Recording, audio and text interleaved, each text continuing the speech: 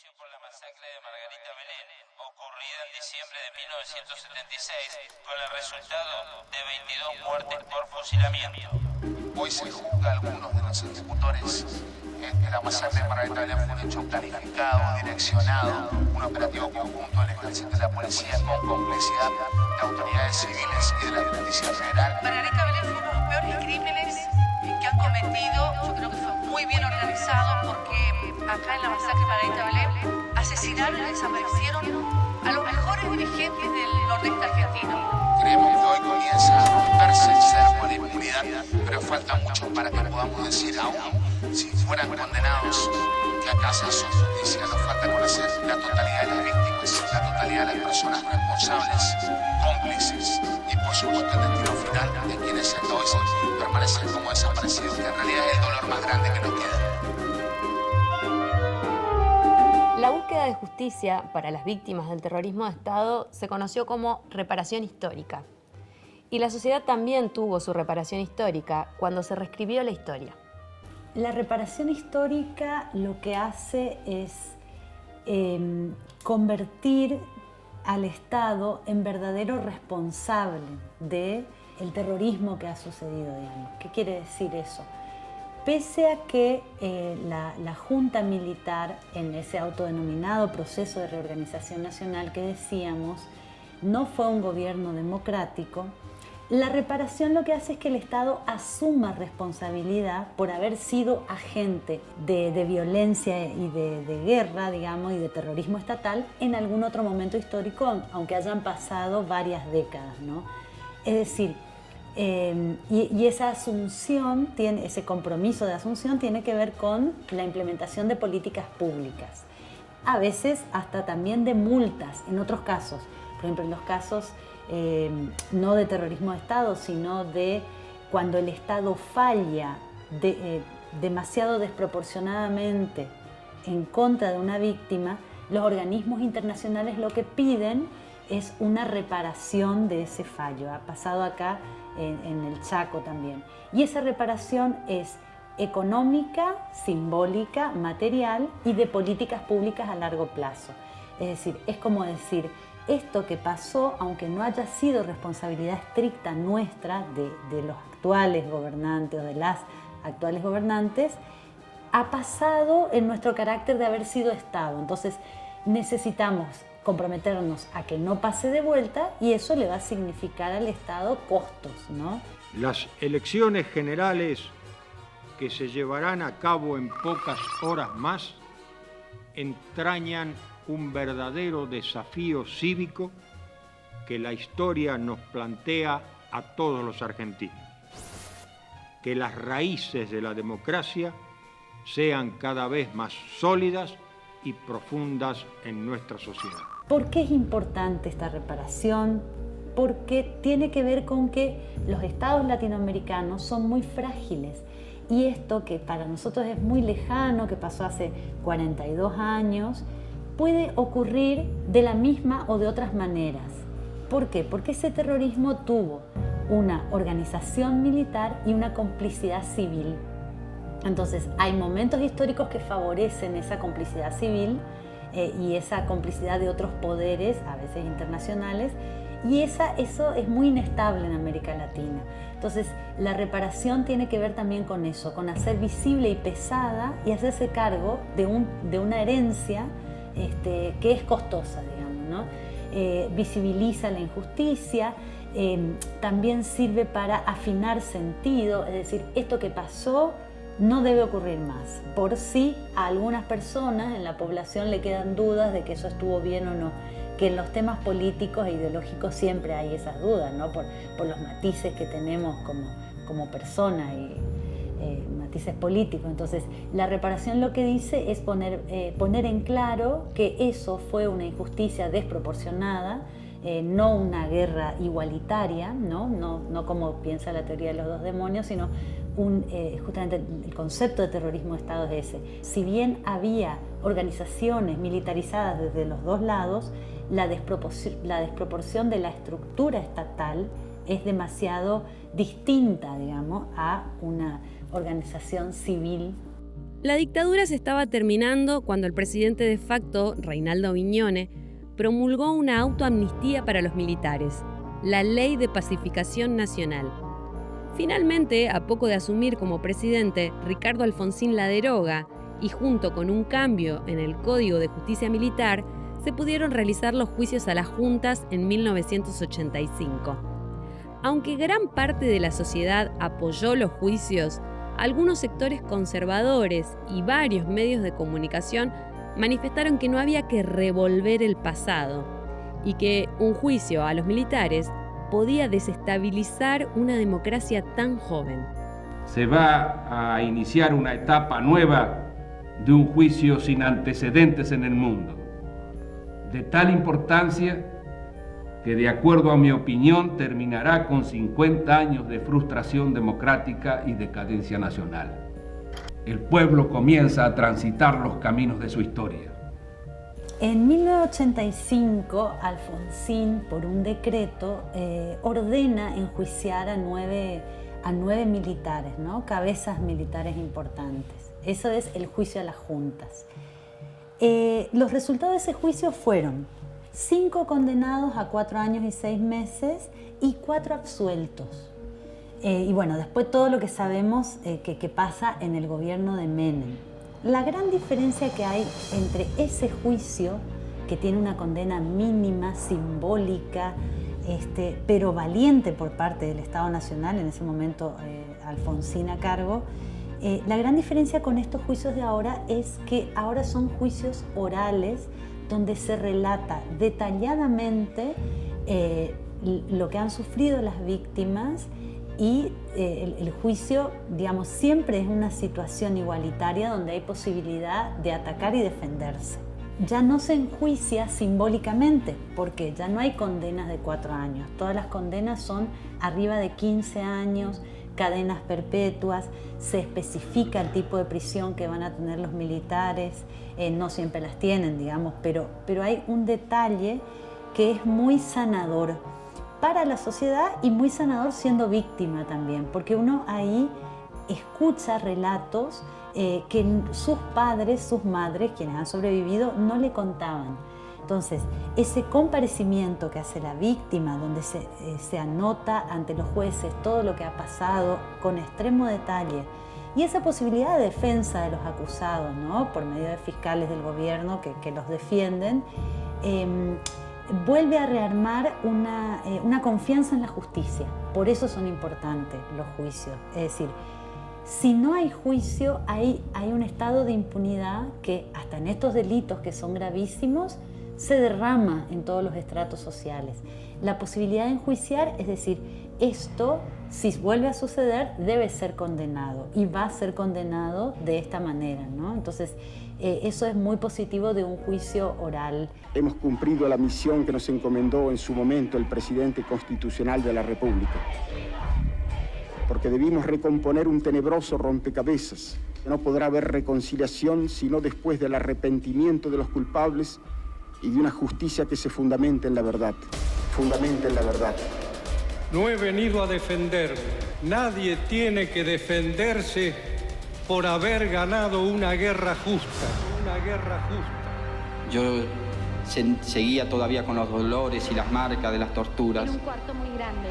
Me dolía todo el cuerpo, me dolía el pie, me dolía los genitales, las encías, la boca, me dolía todo.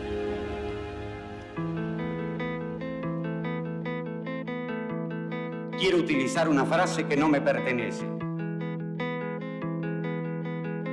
porque pertenece ya a todo el pueblo argentino.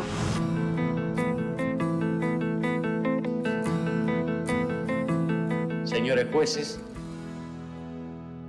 nunca más, nunca más. Silencio en la sala. Silencio. Personal policial, desaloje la sala. Desaloje la sala. Condenando al teniente general Jorge Rafael Videla. Reclusión perpetua.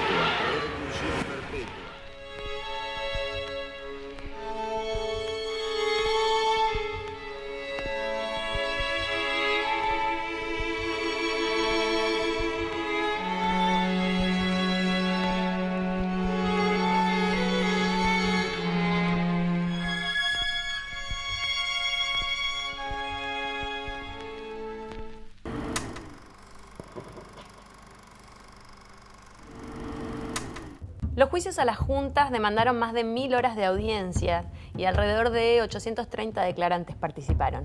Pero además también revelaron que hubo cerca de 340 centros clandestinos de detención en todo el país. Los militares en la dictadura ejecutaban sin enjuiciar. En un Estado democrático y republicano eso no pasa. Para ejecutar una condena o un castigo hay que pasar por un juicio.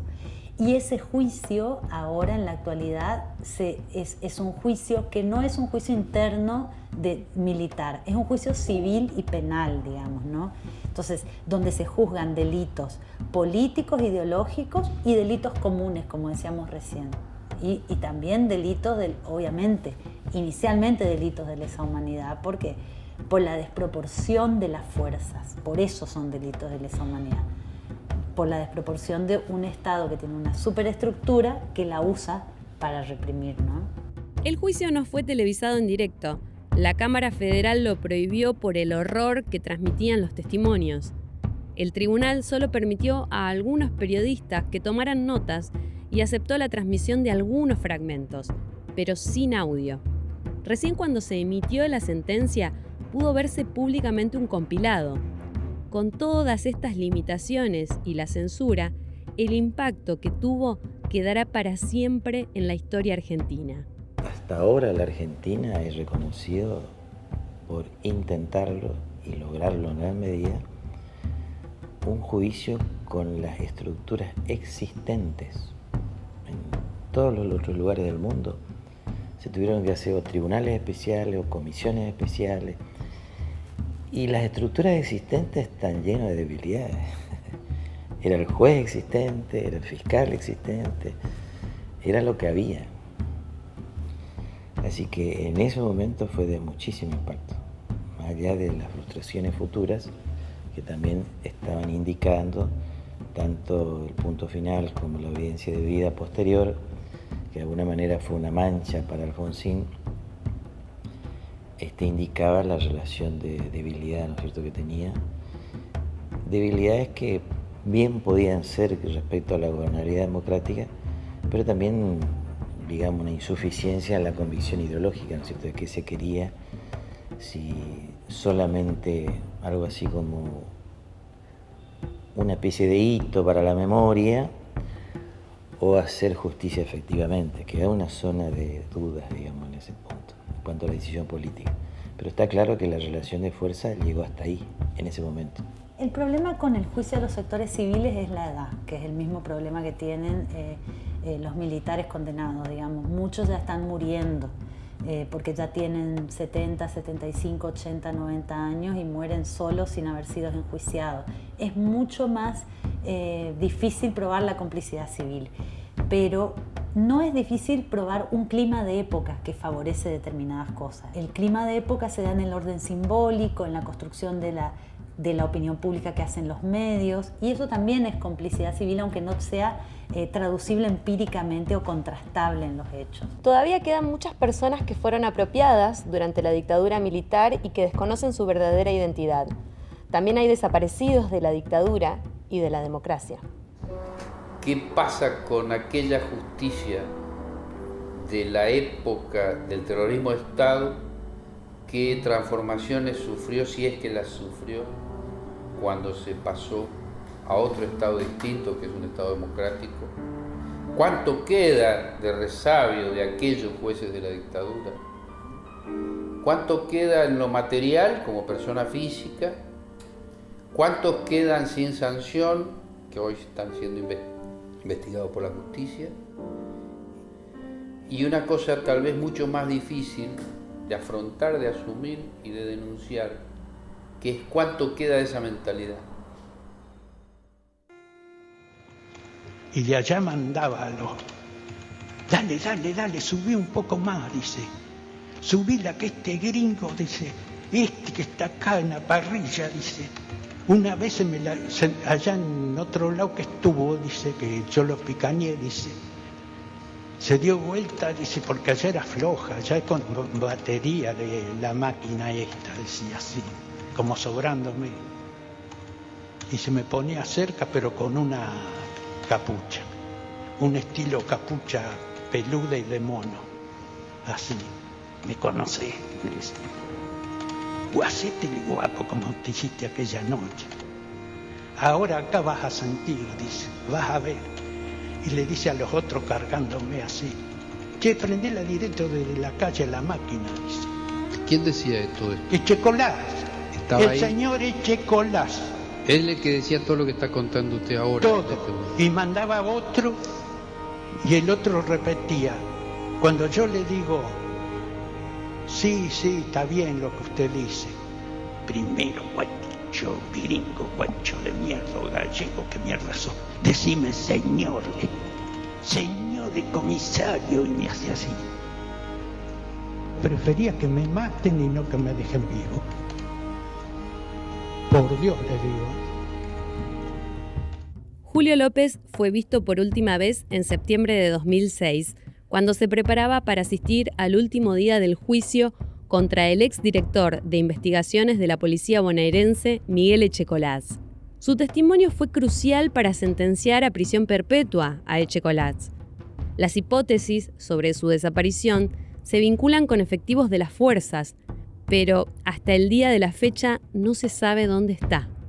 Los movimientos de derechos humanos locales y regionales lograron la investigación hacia y en contra de los funcionarios judiciales de aquella época, pero por algo que se conoce como la impunidad biológica, es decir, el paso del tiempo que es responsabilidad de un poder judicial y de los plazos que maneja, que genera, digamos, la muerte, no solo de las víctimas, ¿no?, sino también de los imputados. Una decisión sana de la justicia federal de poder tomar la investigación y llevar adelante el juicio de las juntas.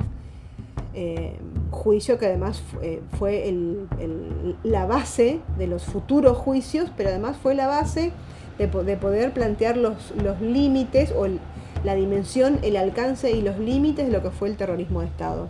Y fue la base porque yo pienso en términos de que, por ejemplo, lo que estos últimos años se vino juzgando como delito de lesa humanidad, las violencias sexuales, en su momento no se podía mirar, no se pudo entender, comprender que las violencias sexuales contadas por las mujeres en el juicio de la Junta no eran torturas, sino que eran violaciones, o eran abusos, o eran violencias sexuales, ¿no?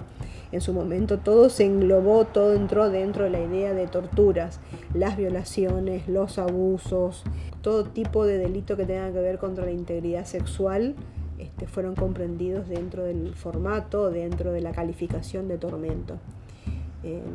Se llega a este otro punto muchos años después y un poco también por el camino recorrido de algunos colectivos feministas, algunas investigadoras feministas que pudieron mostrar al Poder Judicial local digo argentino, a la Justicia Federal Argentina, poder darle elementos para poder ver, para poder pensar, para poder identificar que una violación no es lo mismo que una tortura y que no impacta de la misma manera en la mujer y no impacta de la misma manera en el hombre, aunque también fueron violados hombres en el terrorismo de Estado, ¿no?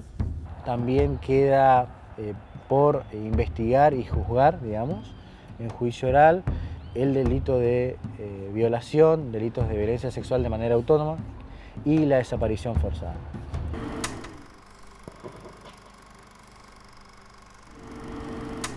El aparato represivo de la dictadura militar también tuvo una pata civil. Magistrados, políticos, profesionales, médicos, miembros eclesiásticos y civiles que fueron partícipes o testigos.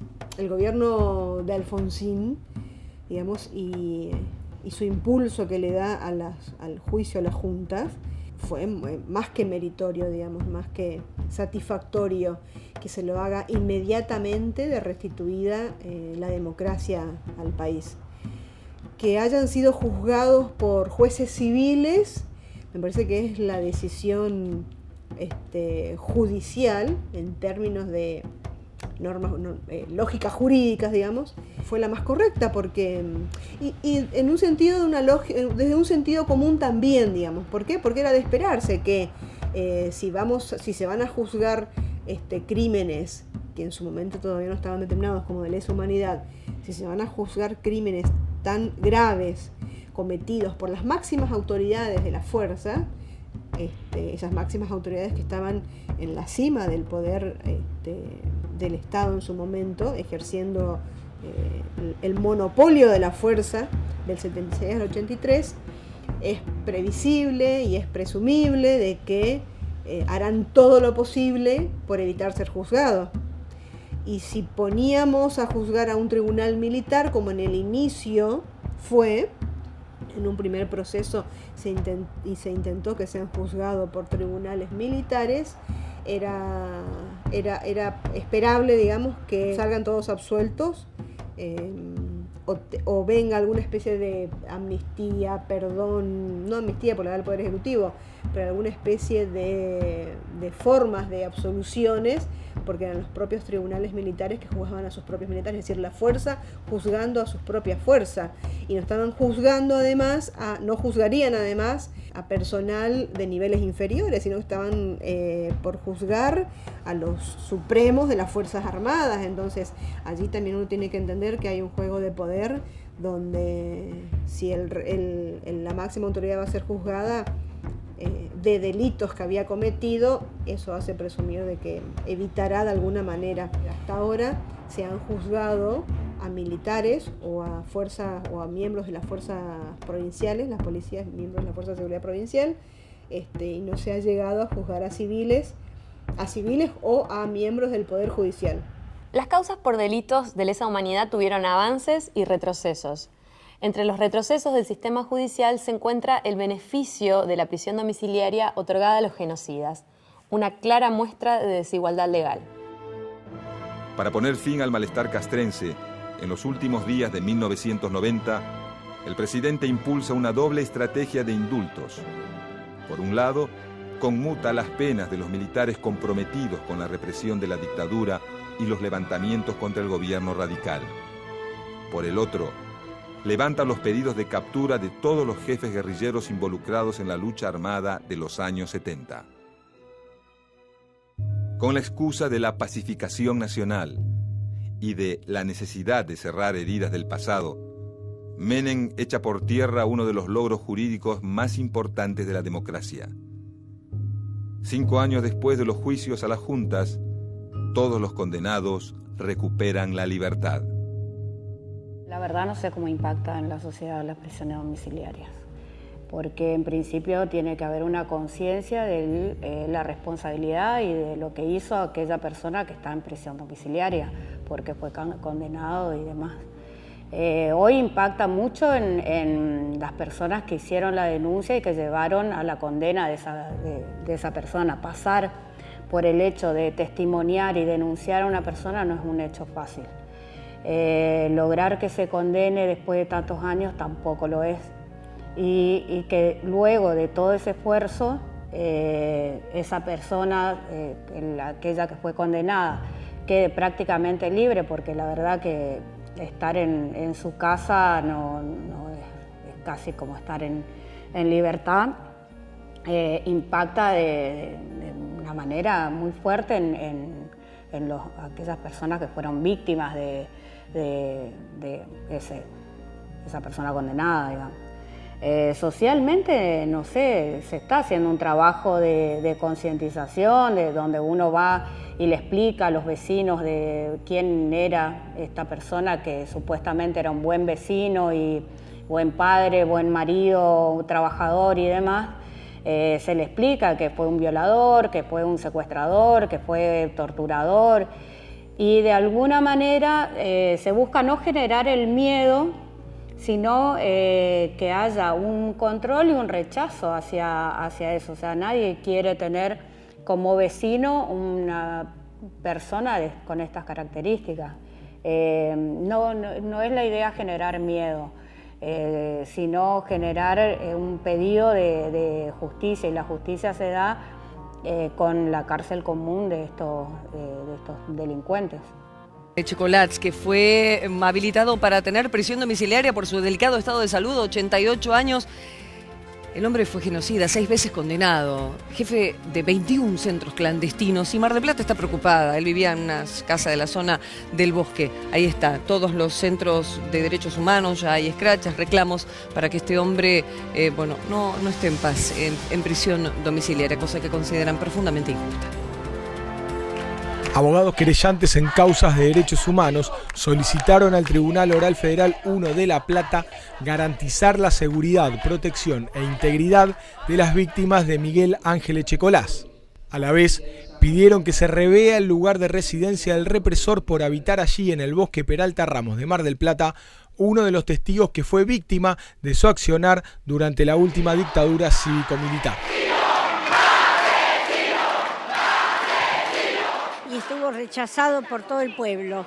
Y entonces otra vez estamos viviendo unos días de muchas ida y vuelta, que no querrían ya que sigan los juicios. Estamos muy preocupados de que esta es una especie de libertad que se le da, es libertad realmente, y lo acomodan donde le viene bien al señor asesino. Asimismo, la nieta recuperada número 53 denuncia al juez Martínez Sobrino, quien le otorgara el beneficio a Echecolás.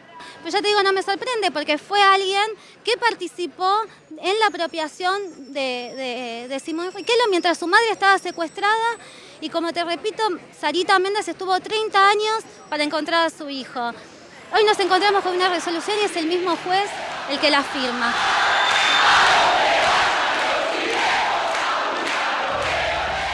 El tema de las prisiones domiciliarias genera una contradicción en todo aquel que es militante de derechos humanos, porque nosotros reivindicamos todas aquellas leyes garantistas para cualquier persona que esté en una situación de detención, porque principalmente no creemos que ninguna condena sea un castigo, tenga que ser un castigo, sino que las condenas son dadas para una reinserción social, para que esa persona tenga el tiempo determinado para poder cambiar y reinsertarse socialmente, reconociendo lo mal o lo que cometió, que lo que cometió estuvo mal. Entonces, desde ahí es muy difícil poder tener una posición concreta con esto.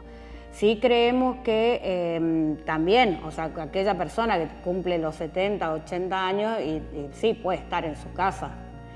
Lo que nosotros denunciamos es que hay una diferencia entre aquellas personas que cometieron delitos de lesa humanidad y aquel delincuente común, aquel que robó, aquel que mató, o lo que sea. Esa persona no tiene ningún derecho a pedir domiciliario, a pedir ciertos beneficios.